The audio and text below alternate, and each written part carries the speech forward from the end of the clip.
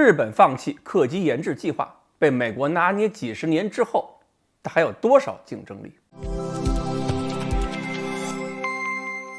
各位网友，大家好，我是罗小飞。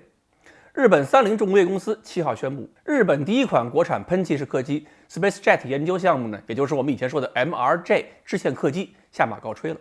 这意味着从2006年确定设计方案，2008年正式启动到现在，折腾10多年，花了相当于人民币500多亿之后，这一项目最终宣告失败，一切打水漂了。而与之对比，中国于2006年开始研制的 ARJ21，虽然说研制过程中也是几经坎坷吧，但是早在2016年就已经投入商业运营了。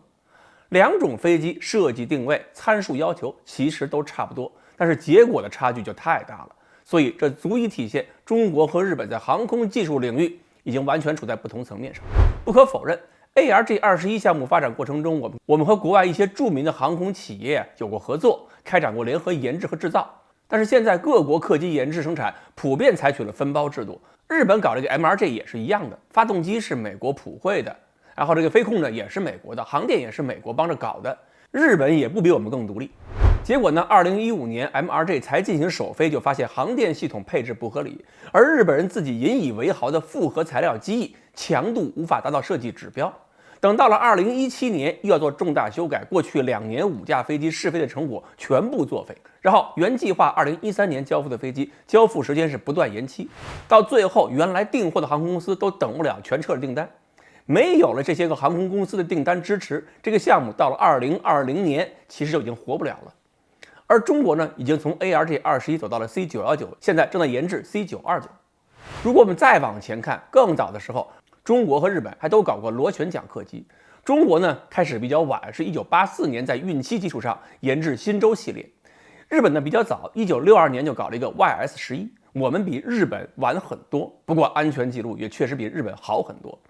YS11 客机各个系列总共是增产制造了182架，发生事故36次，其中26架飞机完全摧毁，全毁率是14.2%，总共造成了254人死亡。所以别看日本的客机工业起步早啊，但是这么多年下来，除了部分技术进步之外，整体的技术进步真是不够瞧的。那说到这里，就要看看问题出在哪儿了。其实还是美国在一直发挥作用。对日本人来说，美国就相当于三体中的一个质子。曾经有段时间，日本的技术还有经济都在快速发展，美国人就发现日本到处购买产业，帝国大厦都归日本了。美国报纸甚至讽刺说，美军战斗机碰到国庆飞行表演的时候，都应该在天上组个字儿 Made in Japan。然后美国为了防止日本的翅膀变硬，1985年搞了个广场协定，随后在一些重要的领域只允许日本发展技术，但是一定要压制日本的科学。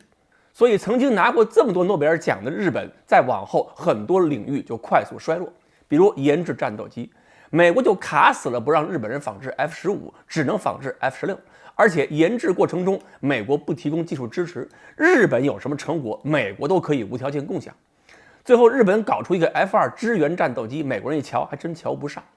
再比如数字电路领域，美国从80年代中期开始打压日本，到了21世纪，日本半导体行业就被美国彻底打趴下。只不过美国人当时光盯着日本，没有防着韩国，才让韩国发展起来，美国现在才遏制不住。所以日本现在除了在材料等几个领域还有独到之处，这个国家未来就没有什么太多的发展前景了，基本没有亮点。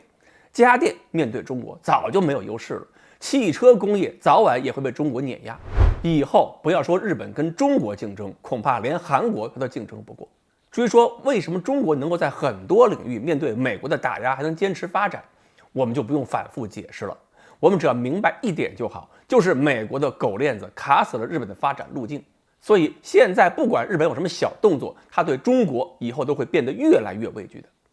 当然我们的人也要有点自信了，中国具有碾压日本的能力，这应该是历史的常态。我们只要自己坚持科学发展，自己不乱不闹，不去跟别的国家比烂，我们什么都不用怕。